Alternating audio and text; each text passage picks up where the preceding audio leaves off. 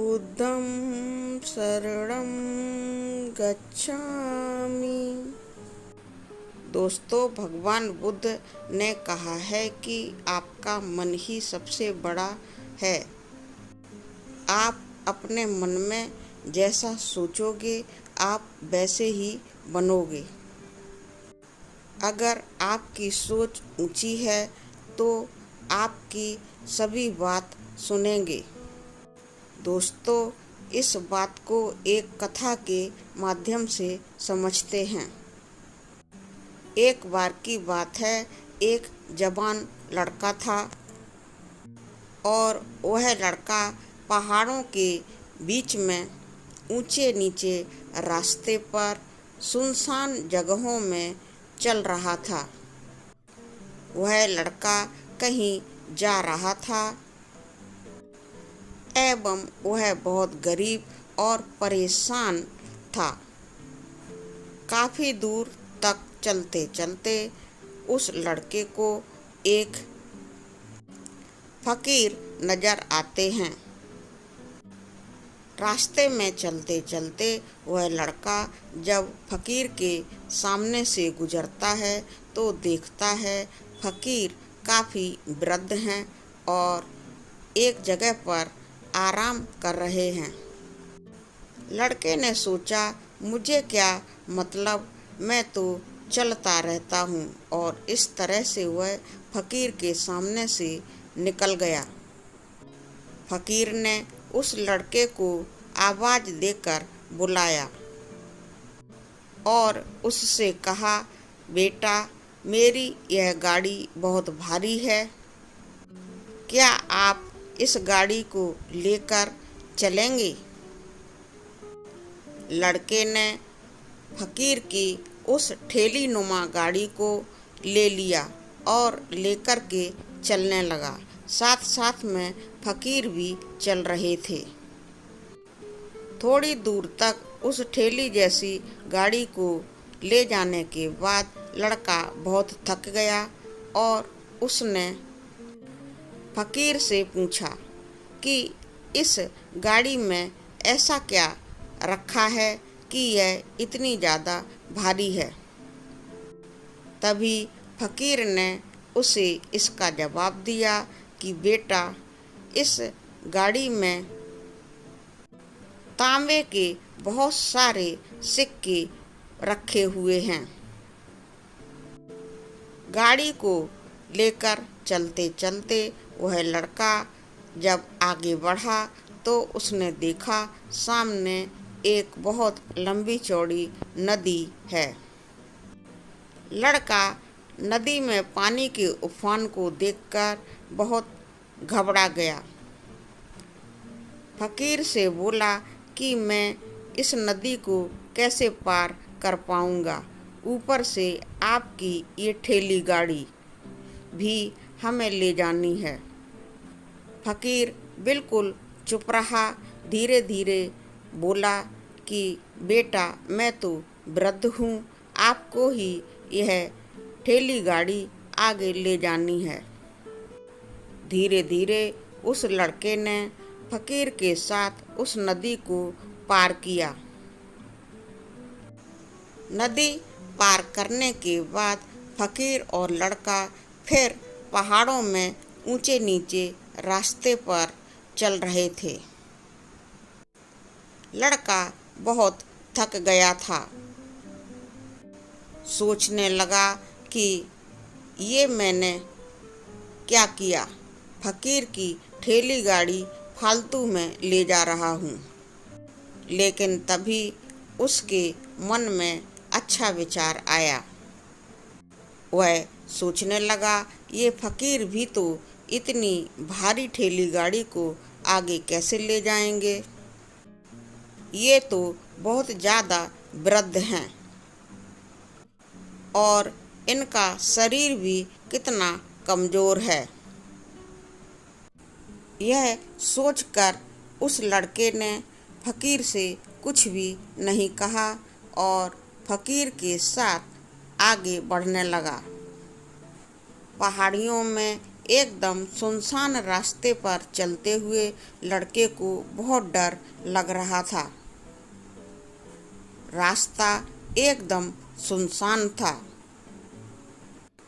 बहुत तेज हवाएं भी चल रही थीं। तभी एक बिल्कुल संकरा रास्ता पहाड़ों के बीचों बीच आया। लड़के ने सोचा कि अब मैं ये ठेली गाड़ी जो कि इतनी भारी है फकीर को सौंप देता हूँ। लेकिन लड़का यह सब फकीर को बोल पाता इससे पहले ही फकीर ने कहा कि बेटा, ये मेरी एक और पोटली है, क्या तुम इसे भी अपने कंधे पर ले लोगे? क्या तुम इसे लेकर चल सकोगे? मैं तो इतना ज़्यादा वृद्ध हूँ कि मैं इतनी भारी ये पोटली लेकर नहीं चल सकता हूँ। लड़के को उस वृद्ध फकीर पर फिर से दया आ जाती है और वह फकीर से उस पोटली को ले लेता है। पोटली को जैसे ही लड़का अपने कंधे पर रखता है, पोटली के वजन से वह बहुत परेशान हो जाता है और वृद्ध फकीर से पूछता है कि आपकी ये पोटली तो बहुत भारी है, इसमें ऐसा क्या है कि यह इतनी ज़्यादा भारी है? इस पर वृद्ध फकीर लड़के को बताते हैं कि इसमें चांदी की मुद्राएं भरी हुई हैं। अगर तुम इसे भी लेकर चलोगे तो मैं इसमें से भी 3 मुद्राएं तुम्हें दूंगा और ठेली गाड़ी जो कि तुम पहले से लेकर चल रहे हो उसमें से भी मैं तुम्हें 3 तांबे की मुद्राएं देने ही वाला हूँ। इस तरह तुम्हें 3 तांबे की मुद्राएं और 3 चांदी की मुद्राएं मिल सकती हैं। लड़का जवान तो था मगर बहुत ज़्यादा गरीब था। उसके रहने और खाने का कोई ठिकाना भी नहीं था। इसलिए वह वृद्ध फकीर की बात मानकर ठेली गाड़ी और उस पोटली को लेकर चुपचाप वृद्ध फकीर के साथ आगे चलता रहा। लड़का बहुत ज़्यादा सोच विचार में पड़ गया। सोचता कि ये फकीर कैसा फकीर है, इतना ज़्यादा वृद्ध है फिर भी इतनी सारी मुद्राओं को लेकर इन पहाड़ों में जा रहा है। कहीं यह चोर तो नहीं है? शायद ये फकीर चोर ही है और फकीर का वेश धारण करके इन मुद्राओं को लेकर पहाड़ों के बीचों बीच से जा रहा है। उस लड़के के मन में इस तरह के खराब विचार फकीर के प्रति आने लगे और वह लड़का फकीर के बारे में सोच सोचकर बहुत परेशान होने लगा। लेकिन फकीर के साथ चलते चलते वह बहुत लंबी दूरी तय करता हुआ काफ़ी आगे तक पहुंच गया था। वहां से लौटना भी संभव नहीं था। इसलिए वह चुपचाप फकीर के साथ चलता ही गया।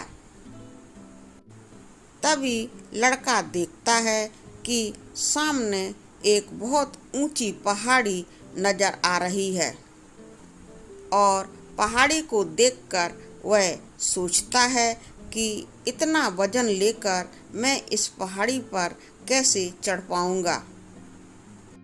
लड़का यह सोच ही रहा होता है कि फकीर की आवाज फिर से उस लड़के के कानों में गूंजी। वह वृद्ध फकीर उस लड़के से बोल रहा था कि बेटा, मेरी यह एक और पोटली है, क्या तुम इसे भी अपने कंधे पर ले लोगे? और इसे लेकर के भी क्या तुम इस पहाड़ी को पार कर पाओगे? मैं तो बहुत ज़्यादा वृद्ध हूँ, शरीर से एकदम जर्जर हूँ। मेरे में कोई शारीरिक ताकत नहीं बची है और मैं इस पहाड़ी को इस पोटली के साथ पार नहीं कर पाऊंगा। जरा तुम ही सोचो, मैं इतनी वृद्ध अवस्था में इस पहाड़ी पर कैसे चढ़ूंगा, और वह भी इस पोटली के साथ।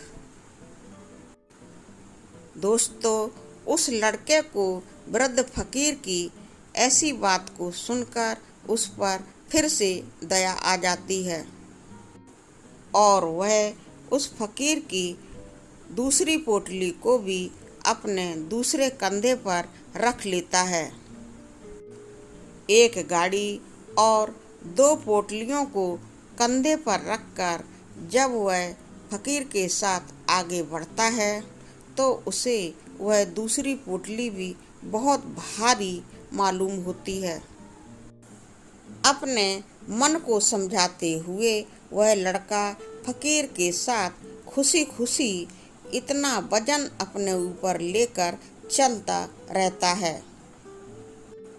पहाड़ों के बीच में ऊंचे नीचे सुनसान रास्तों पर चलते हुए उस लड़के को पोटलियों का वजन बिल्कुल सहन नहीं हो रहा था। मजबूरी में वह लड़का वृद्ध फकीर से बोला कि इस पोटली में ऐसा क्या भरा है कि यह पोटली भी इतनी ज़्यादा भारी है। फकीर ने फिर से उस लड़के को जवाब दिया, बेटा, इस पोटली में सोने की स्वर्ण मुद्राएं भरी हुई हैं। अगर तुम इस पोटली को भी अपने कंधे पर लेकर इस पहाड़ पर चढ़कर मुझे यह पहाड़ पार करवा दोगे तो मैं तुम्हें 3 स्वर्ण मुद्राएं इसमें से दूंगा। लड़का वजन से बहुत ज़्यादा परेशान था, लेकिन फिर भी वह इतना गरीब था, भूखा था, बेघर था कि वह चुपचाप फकीर के साथ उस पहाड़ी पर चढ़ने लगा और फकीर के साथ पहाड़ी पर चढ़ते चढ़ते उसने उस पहाड़ी को भी फकीर को पार करवा दिया। उस पहाड़ी को पार करने के लिए जब लड़का और वृद्ध फकीर सबसे ऊंचाई पर पहुंचे तो दूसरी तरफ का रास्ता बहुत ज़्यादा ऊंचा नीचा एवं ढलान वाला सुनसान रास्ता था। लेकिन जब वह लड़का बहुत ज़्यादा हिम्मत बटोरकर वृद्ध फकीर के साथ उस पहाड़ी ढलान के सहारे नीचे उतरने लगा तो दोस्तों, उस लड़के के मन में फिर से फकीर के लिए खराब विचार आने लगे। वह लड़का फिर से सोचने लगा कि यह फकीर इतने सारी पोटली में तांबा, चांदी, सोना लेकर कहाँ जा रहा है। लगता है यह निश्चित रूप से एक चोर ही है। क्यों न मैं इस वृद्ध फकीर का ये सारा सोना चांदी तांबा लेकर यहाँ से सुनसान रास्ते पर चुपचाप निकल जाऊं। दोस्तों, ढलान वाले रास्ते पर उतरने की वजह से लड़के को उस गाड़ी एवं पोटलियों के सामान का वजन भी परेशान नहीं कर रहा था। उसको उनका वजन बिल्कुल हल्का लग रहा था। इसलिए लड़के ने सोचा, अगर मैं यहाँ से चुपचाप भाग लूँ तो इसी में मेरी भलाई है। इतने सारे सोने चांदी और तांबे से तो मेरा जीवन बहुत अच्छा हो जाएगा। इससे तो मैं बहुत ज़्यादा मालदार बन जाऊंगा और मेरा पूरा जीवन ये पैसा चलता रहेगा और इस पैसे से मैं पूरा जीवन आराम से गुजार सकूंगा। यह सोचकर वह लड़का सरपट सरपट तेज सुनसान रास्तों पर दौड़ने लगा। तभी फकीर ने देखा कि वह लड़का कहाँ चला गया, क्योंकि दोस्तों वह लड़का तो फकीर की आंखों से बिल्कुल ओझल हो गया था। फकीर ने उस लड़के को चारों तरफ खोजा। अपनी कम नज़र वाली आंखों से उसे चारों तरफ निहारने लगा। तभी उसे पहाड़ों के ऊंचे नीचे रास्तों पर एक सुनसान रास्ते पर भागता हुआ वह लड़का नजर आया। फकीर जल्दी जल्दी उस लड़के के पास गया। तब दोस्तों फकीर ने लड़के को देखा। वह लड़का एक सुनसान जगह पर बैठा हुआ था और गाड़ी में रखी पेटी को खोलकर देख रहा था। मगर जब लड़के ने उसे खोला तो उसमें लोहे की जंग लगी हुई चीज़ें थीं। फिर उसने झट से पहली पोटली को खोला। लड़का यह देखकर बहुत आश्चर्यचकित हुआ कि पहली पोटली में भी जंग लगे हुए लोहे के छोटे छोटे टुकड़े भरे हुए थे। उसके मन में उस वृद्ध फकीर के प्रति गिलानी पैदा होने लगी। तभी वह उत्सुक हुआ कि मैं क्यों ना दूसरी पोटली भी खोल कर देखूं। और फिर उसने दूसरी पोटली को भी खोला।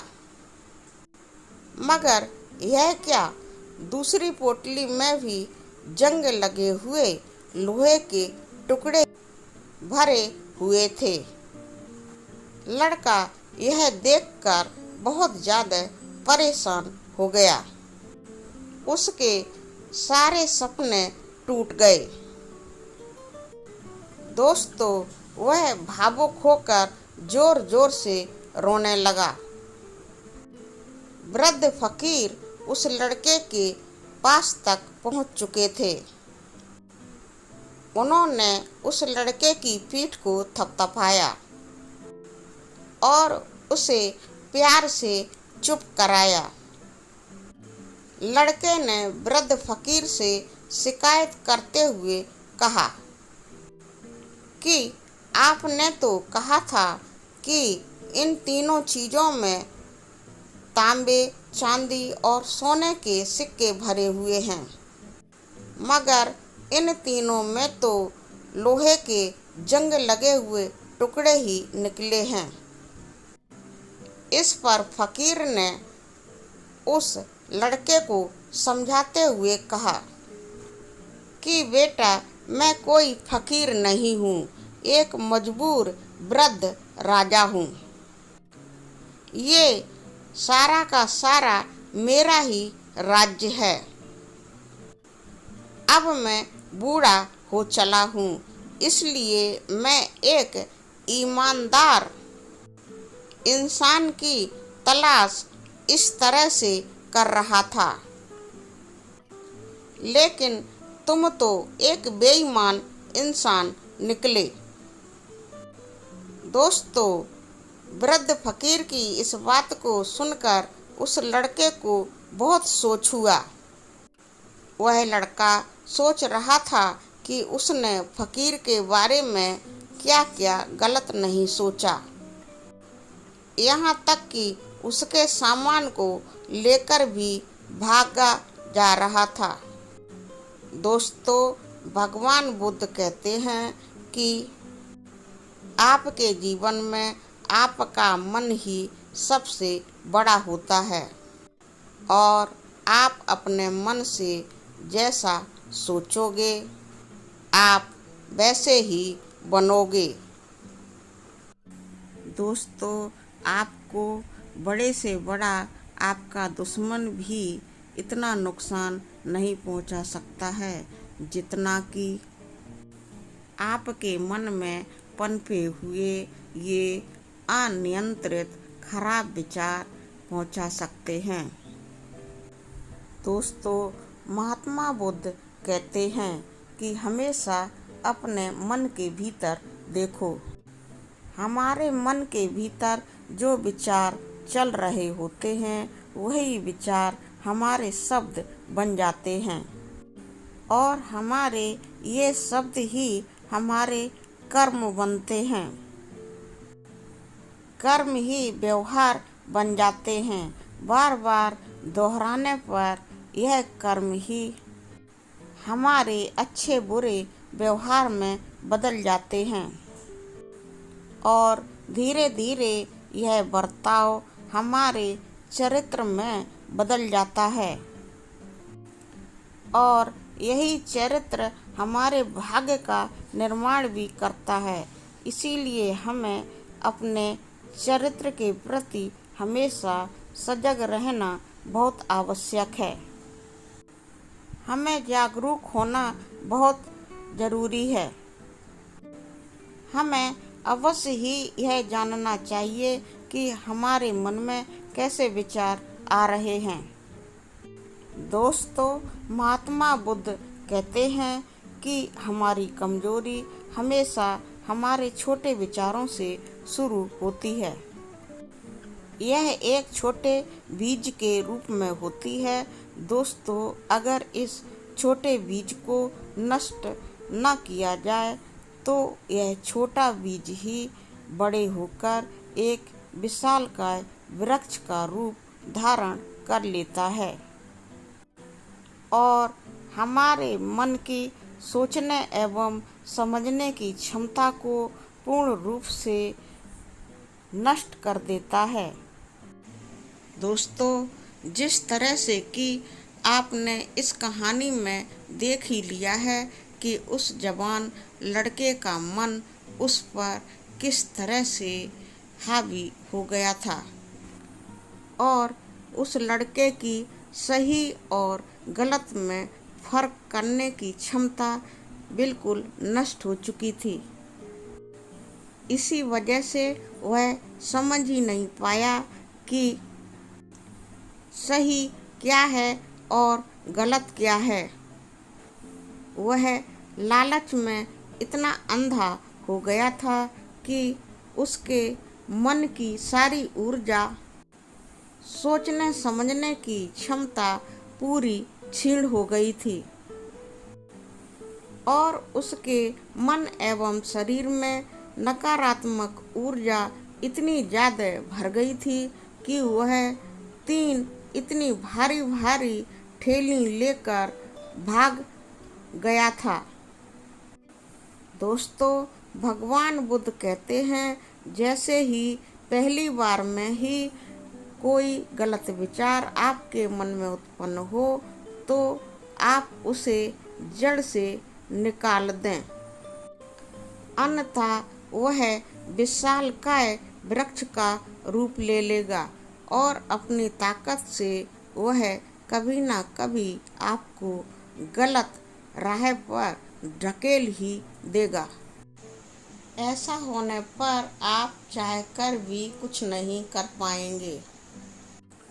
लेकिन अब आपके मन में यह विचार अवश्य ही उठ रहा होगा कि भला हम अपने मन के विचारों को कैसे नियंत्रित करें। हमारा मन तो इतना चंचल है और इतना शक्तिशाली है कि वह हम पर हावी तो हो ही जाता है। हम चाह कर भी उस पर नियंत्रण नहीं कर पाते। दोस्तों, हमारे मन में उठ रहे ऐसे विचारों के लिए महात्मा बुद्ध हमें दो बातें समझाते हैं। पहली बात, सही इरादा विकसित करो। दोस्तों, आपने देखा होगा कि कई बार आपके मन में कुछ और होता है और आप कहते कुछ और ही हैं, क्योंकि आपके मन में जो कुछ भी बसा है वही आपके मन से बाहर निकलता है। लेकिन दोस्तों, जब हमसे वह गलती हो जाती है तो हमारा मस्तिष्क अच्छी तरह से सोचना शुरू कर देता है और इस तरह हमारे सोचने और समझने की क्षमता एक बार फिर से जागृत हो जाती है और ऐसी अवस्था होने पर हमें एहसास होता है कि हमसे गलती हो गई है और फिर हमारा मन बहुत दुखी हो जाता है। हमारा मन अफसोस से भर जाता है और इस दुख और अफसोस से बचने के लिए महात्मा बुद्ध हमें सही इरादा विकसित करने के लिए कहते हैं। इसलिए जब भी आप कोई काम करने जा रहे हों तो आपको अपने आप से यह अवश्य ही पूछना चाहिए कि इसके पीछे हमारा इरादा क्या है। कहीं मैं दूसरों को दुख पहुंचाने तो नहीं जा रहा हूँ या फिर दूसरों को नीचा दिखाने तो नहीं जा रहा हूँ, या फिर मुझे खुद को ऊपर उठाना है। खुद से अवश्य ही सवाल कीजिए, खुद से ही सब कुछ पूछिए, खुद को जागृत कीजिए। जब आप अपने आप से ही सवाल पूछने लगेंगे, जब आप अपने इरादों के प्रति सचेत होने लगेंगे, अपने इरादों के प्रति सजग होने लगेंगे, दोस्तों, तभी आपके भीतर सकारात्मक ऊर्जा का प्रवाह होगा और फिर आप सकारात्मक इरादों से जुड़ने लगेंगे और आपके मन के भीतर बसे हुए नकारात्मक इरादे बाहर निकलने लगेंगे, नकारात्मक इरादे कम होने लगेंगे। परंतु यह ध्यान रखना कि आपको यह प्रतिदिन करना होगा और आपको हमेशा यह ध्यान रखना होगा कि आपको अब सिर्फ अच्छा ही सोचना है। आपके इरादे हमेशा अच्छे होने चाहिए, तभी आप दुख एवं तकलीफ़ों से बच सकते हैं। अन्यथा आप इसी तरह दुख एवं तकलीफ़ों में घिरे ही रहेंगे और कभी आप उनसे निकल नहीं पाएंगे। दूसरी बात, अपने मन के प्रति सजगता विकसित करो, जिससे कि देखते ही देखते आपका मन सजग होगा और आपके मन में बसी हुई वह नकारात्मक ऊर्जा, नकारात्मक विचार दिन पे दिन खत्म होने लगेंगे और आप इस तरह शांति की ओर आगे बढ़ने लगेंगे। बस आपको इतना ही करना है कि आपकी आँखों के सामने जो कुछ भी जैसा भी चल रहा है बस उसे वैसे ही देखते रहना है। अपने मन की भावनाओं, अपने मन की यादें एवं अपने मन की परेशानियों को बस ऐसे ही देखते रहना है। बस कोई भी प्रतिक्रिया नहीं करनी है। बस देखते ही देखते आपके मन के सारे खराब विचार समाप्त होने लगेंगे और आपका मन खाली होने लगेगा। आपके मन से सारे नकारात्मक विचार निकल जाएंगे। इस तरह से न केवल आप नकारात्मक विचार और नकारात्मक परेशानियों से बच सकते हैं, बल्कि नकारात्मक सोच और विचारों से भी बच सकते हैं एवं दुख तकलीफों से भी दूर रह सकते हैं। दोस्तों, इसीलिए महात्मा बुद्ध कहते हैं, जो स्वयं को देखता है वही सबसे बड़ा तपस्वी होता है। अर्थात जो व्यक्ति अपने मन में चल रहे विचारों को उनके लिए बिना प्रतिक्रिया किए हुए देखता है, उन पर चलता है। जो व्यक्ति अपने विचारों पर कोई प्रतिक्रिया नहीं करता, बस उन्हें देखता है, समझता है। दोस्तों, वास्तविक जीवन में वही अपने मन पर नियंत्रण कर सकता है और इस तरह वही अपने जीवन को खुशहाल बनाकर जी सकता है। इसीलिए दोस्तों, अगर आप भी अपने जीवन को खुशहाल बनाना चाहते हैं तो आपको भी अपने मन पर नियंत्रण साधना ही होगा और आपको अपने मन को खाली करना ही होगा। अपने मन के विचारों के प्रति आपको सजग होना ही होगा। दोस्तों, आशा है आपने इस वीडियो से कुछ ना कुछ सीखा ही होगा। अगर आपको महात्मा बुद्ध की यह कहानी अच्छी लगी हो तो प्लीज़ इस वीडियो को लाइक करें, शेयर करें, कमेंट करें और चैनल को अवश्य ही सब्सक्राइब करें। पूरा वीडियो देखने के लिए आपको बहुत बहुत धन्यवाद।